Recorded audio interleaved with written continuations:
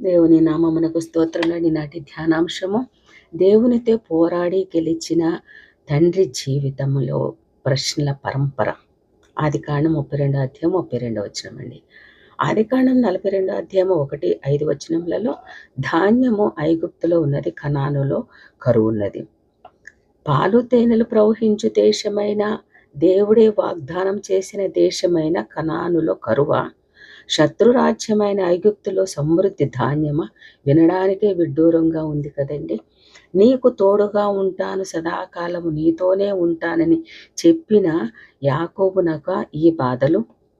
మూడవదిగా, పెద్దవాడు చిన్నవాడైనను యాకోబునకు దాసుడగును, అయినను పెద్దవాడైన అన్నయ్యైన యాషావును అతనితో 400 మంది మనుషులను చూచి భయపడెను. తండ్రి యొద్ద మోసముతో యాషావు ఆశీర్వాదము యాకోబు చేజిక్కించుకున్నందుక ఈ భయము.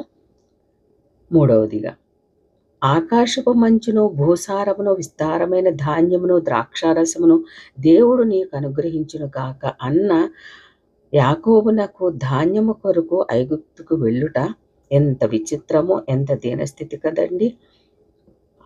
వాగ్దానం పొందుకున్న యాకోబునకు. నాలుగవది, ఆహారము ధాన్యము కొరకు ఆకలి తీర్చుటకు ఐగుప్తుకు వెళ్ళిన యాకోబు అచ్చట నివసించవలసిన వచ్చుట ఎంతటి దుస్థితి కదా.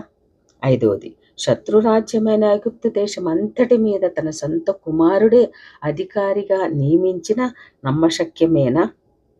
ఆరవది, తల్లి అయిన రిబ్కా గర్భంలో ఉన్నప్పుడే ఒక జనపదము కంటే ఒక జనపదము బలిష్టమై ఉండునని పెద్దవాడు చిన్నవానికి దాసుడు నగనన్న ప్రవచనము గల యాకోబునకు ఎప్పుడు ఏదో ఒక పోరాటమేనా. పోరాటి గెలిచిన వానికి పోరాటమేనా ఇప్పటికీ. ఏడవది, యాకోబు తల్లిదండ్రులను విడిచి పారిపోవట సమంజసమంటారా. 8, యాకోబులో ఏ వంకరతనము లేదు అన్న ప్రవక్త మాట నిజమేనా. ముమ్మాటికి నిజమే, కానీ వంకరతనం లేదు, కానీ అన్నీ కూడా మరి వంకరగా ప్రయాణములే. 9, యాకోబు జ్యేష్ఠత్వం మోసము చేసి పొందుకున్నది ఆస్తి కోసమా, ఊరిలో పెద్దరికము కొరక? దేనికోసము ఈ పోరాటము, ఈ ప్రయాణము? ఇంట్లో పెత్తనము చెలాయించాలనా పెద్దవాడిగా.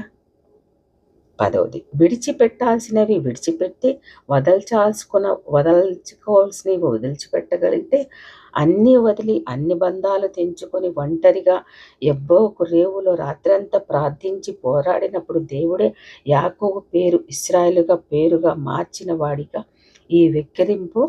ఆదికాండం 32 అధ్యాయం 32 వచనం ప్రకారం. 11, ఎవరు ఎన్ని రకములుగా మోసగాడు అనుకున్న యాకోబు మాత్రము అన్నను మోసం చేసిన, నాన్నను మోసం చేసిన, తన గర్భము నుండి తన వంశములో నుండి మాత్రమే యేసుక్రీస్తు జన్మించాలని ఒకే ఒక ఆశతో ఇన్ని మోసాలు చేసి, ఇన్ని తప్పులు చేసి, ఇన్ని ప్రయాణాలు చేసిన, తప్పిదాలు చేసిన, పారిపోయిన యేసుక్రీస్తుని లోకమునకు తాను మాత్రమే పరిచయం చేయాలనే కోరికతో ఇన్ని ప్రయాణాలు చేస్తున్న వానిక ఈ అవమానములు. 12, దేవునితోనూ మనుషునితోని పోరాడి గెలిచితివని దేవుడే కితాబిచ్చిన వానిక ఇన్ని అగచాట్లు తప్పలేదా.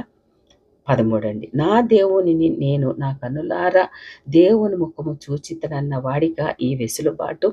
14, పరలోక దూతల ద్వారా ఆకాశమునకు భూమికి నిచ్చెన వేసి ఆశీర్వాదములో పంపిన వానిక ఈ చేదు నిజం. 15, అసలు యాకోబు తుంటి నరము విరిగి వంకరగా నడిస్తే ఏ వంకరతనము లేదు అన్నాడేంటి. సంఖ్యాకాండములో ముందు ఉన్న వంకర బుద్ధులు పోయి ప్రార్థించాక మంచి బుద్ధులు వచ్చి వంకరతనం పోయిందా. 16 ప్రశ్న అండి. ధాన్యం కోసం వచ్చిన యాకోబుని లోపలకు తీసుకుని వచ్చి ఫరో సమక్షమందు యేసేపు ఉంచగా యాకోబు ఫరోని దీవించెను. వీనికి అయోమయ పరిస్థితి. ఇవన్నీ కూడా దేవుని ప్రణాళికలోనివే కదండి, దేవుని ఏర్పాటులోనివేగా.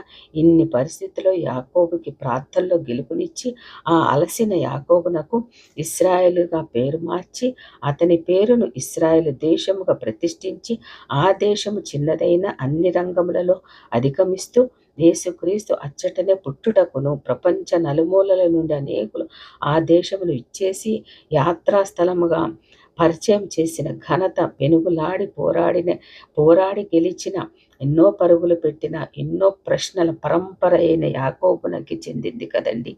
ఈ పోరాటము, ఈ పరుగులు, ఈ అలసట, ఈ యొక్క పరిస్థితి యాకోబునకు తగినదే. ఎందుకనగా వాగ్దానము మరిచి తిరిగాడు. వాగ్దానము తెలిసి దేవుని చెంత పోరాడి గెలిచినప్పుడు ఇశ్రాయేలుగా మార్పు, ఇశ్రాయేలుగా యాకోబు పేరు తీసి ఇశ్రాయేలుగా పేరు పొందుకోవడం ఎంతో గొప్ప ఆధిక్యత కదండి. దేవుడే అంత కితాబిచ్చినందుకు వేలాది స్తోత్రములండి. ఆమేన్.